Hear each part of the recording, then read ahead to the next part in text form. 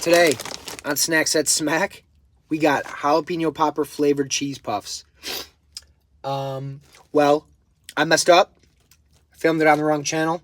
So, not my first reaction. First reaction was golden. This is going to be... They're 10 out of 10. They're amazing. Not spicy. Tastes like jalapenos, though. Tastes like a jalapeno popper, honestly. True to the name. Try them. They're light and airy. Crunchy. They're good. 10 out of 10, dude. Try them. They smack. Hence, Snacks at Smack. They smack. Try them. Also, hit that sub button. It's free. Please, I love you. Stay tuned for more videos. Hit the sub button and like, comment, please. Thank you.